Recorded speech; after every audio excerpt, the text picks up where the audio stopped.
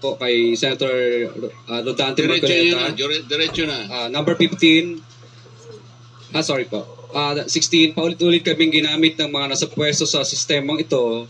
Wala kaming magawa dahil kung hindi kami makikisama, gagawa nila ng problema ang project na na-award sa amin sa pamamagitan ng mutual termination o pagkakaroon ng right-of-way problem na parehong nagdudulot ng hindi matuloy ang implementasyon ng mga proyekto.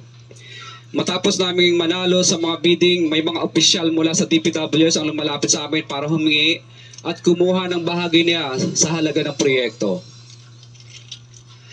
Ang hinihingi nilang porsyento ay hindi bababa sa 10% at umaabot pa sa 25% na naging kondisyon upang hindi maipit ang implementasyon ng kontrata. Ito ay binibigay namin sa kanila ng cash. Ang bawat transaksyon ay may karampatang voucher at ledger na nagsasaad ng mga araw at kung kailan nila ito natanggap. Ilan sa kanila ay sina Terence Calatrava, former Undersecretary of Office of the Presidential Assistant of the Visayas of the Philippines, Kong Roman Romulo of Pasig City, Kong Jojo... Ayun, Kong Roman Romulo, Pasig City, pinangalanan ka ha. Pero ito mga kababayan, pinangalanan siya ni Pacifico F. Discaya na may-ari ng St. Gerard Construction. Pinangalanan siya na tumanggap siya ng porsyento. Pero ayon dito sa papakinggan nating interview ni Karen Davila sa kay Kong Roman Romulo, ay hindi daw siya nakatanggap ng personal. Pero itong paliwanag ni, hindi siya nakatanggap ng personal ha, pero itong paliwanag ni Pacifico Discaya ng St. Gerard Construction ay hindi siya direktang pinangalanan na siya talaga ang direktang nakatanggap ng pera, kundi idinaan lang sa kanyang tauhan. Pakinggan natin ang diretso mga kababayan ha. Ang Usbag Ilonggo Party List, Congressman Patrick Michael Vargas of Quezon City, Kong Juan Carlos Arjo Aitaide of Quezon City, Nicanor Nicky Briones of Aga Party List, Congressman Marcelino Marci Teodoro of Marikina, Congressman Florida Robes of San Jose del Monte, Bulacan, Congressman Eliandro Jesus Madroño of Romblon, Congressman Benjamin Benji Agarao Jr., Congressman Florencio Gabriel Bem Noel of Anwaray Party List, itong ano din namin, itong Anwaray Party List, Occidental Mindoro, kapal din ang mukha ng isang kalbong Congressman katulad ko. Reynan Arrogancia of Quezon Province, Kong Marvin Rillo of Quezon City, Kong Teodoro Haresco of Aklan, Kong Antonieta Yudela of Sambuanga Sibugay, Kong Dean Asisio of Caloocan, Kong Marivico Pilar of Quezon City.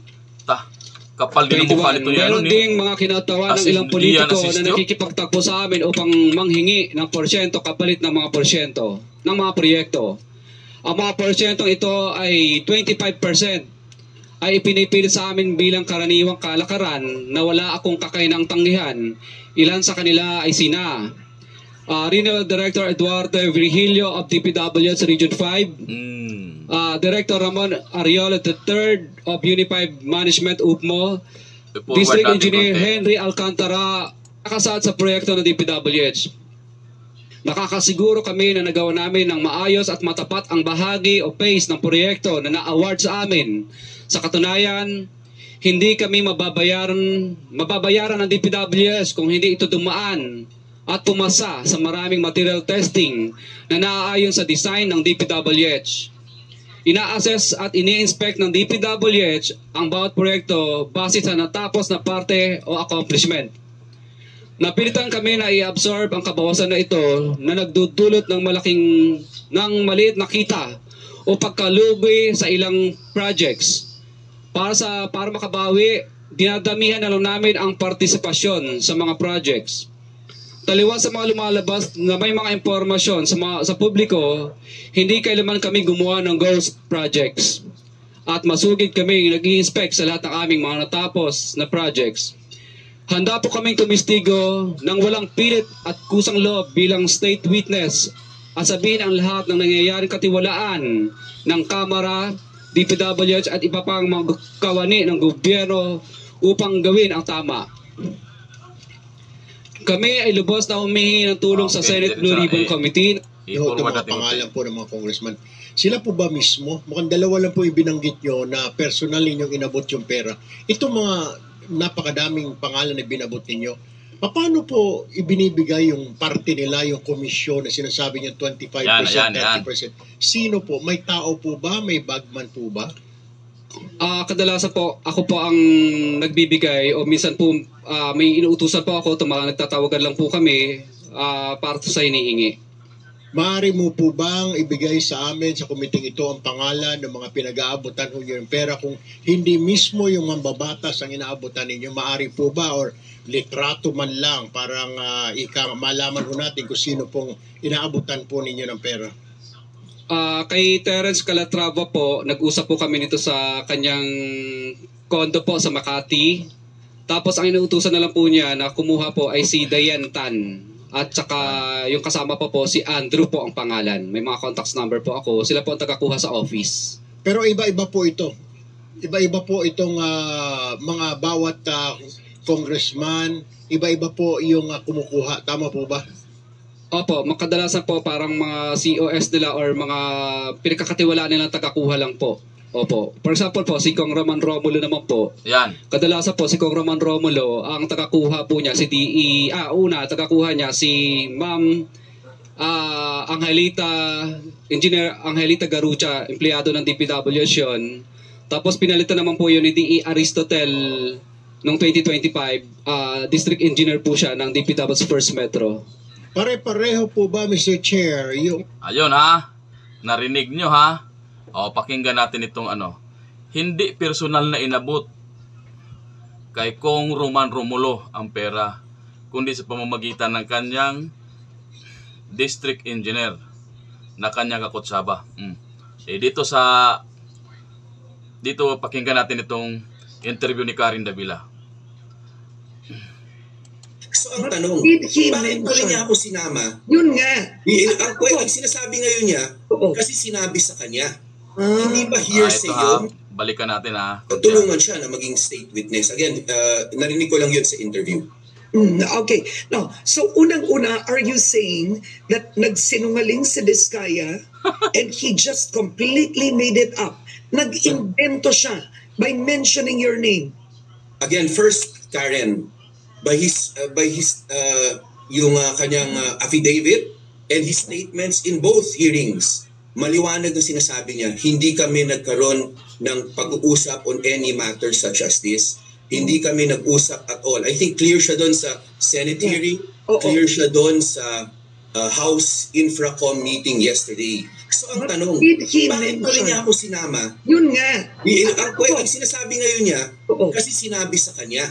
Hindi ba hearsay yun? Hindi ba, again, yun nga yung sinasabi ko minsan, hindi ba dapat na before they even accepted that affidavit, should they not have, kahit pa paano asked him, kasi sa totoo, it is also unfair that ang pangalan mo mababanggit based on nasabi ng ibang tao. And I can tell you this, Karen, I have never asked from him, I have never received from him, and I have never authorized anyone to get from him.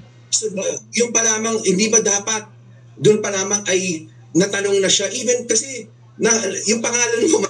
Ayun sabi niya, wala siyang inauthorize na kahit isa. Pero ang tanong, maniniwala ba kayo mga kababayan? Kasi sinumpa ang salaysay ito ni Pacifico Diskaya. Maari siyang magkaroon ng kaso dito kung sakasakali. Hindi naman sinabi ni Diskaya na personal niyang inabot ang pera. Ang sinabi ni Diskaya, ibinigay niya ang parte, ang humihingi si Congressman Romulo ng parte niya sa pamamagitan ng kanyang bagman na si Engineer Garucha. Tapos sino pa yung isa? Tapos itong paliwanag niya ni Congressman Romulo, hindi daw siya nag-authorize. Ngayon, kailangang imbestigahan, isama yan si Engineer Garucha. Ayan. Paituloy pa natin kasi hindi ko pa tanano masyado. Talaga sa usapin. And Karen, again, I don't mean anything by this. But you're my friend. But even in your opening statement, kahit pa paano, it could have left a wrong impression. But that's not the case. This is not isolated. In fact, even pag sometimes I read titles of certain yung mga nababasa ko ng mga sa YouTube or anything, parang nabasa mo nga yung title o makasipot. Again, parang parang ang tawag doon sa YouTube, ang tawag doon, clickbait ang tawag. Talagang ang tanong, sino ba ang magnanakaw na umaamin ng kanyang kasalanan? Ano ba? Ang tawag sa YouTube. Congressman Romulo, huli ka na. Sisintensyahan kita. Positibo ka talaga. Don't clickbait. Yes. And Karen, I hope, kasi I read this morning that the Independent Commission will soon be formed. And sa akin, Independent Commission, kailan pa yung mangyayari? Hindi yun mangyayari sapagkat ang mismong bubuo ng Independent Commission ay ang Pangulo na siya ring isa sa posibleng tumatanggap doon sa 25% na yun. Saldico, Martin Romualdez, at posibleng ang presidente mismo. Kasi ang budget na yan ay hindi yan lalabas kung hindi pirmado ng presidente. Siyempre may usapan yan. Kaya nga naisisingit yan, hindi pinapansin. Pinipilit yan hindi pinapansin kahit alam yan ng presidente. Pinipilit na hindi yan pinapansin kasi may share siya dyan.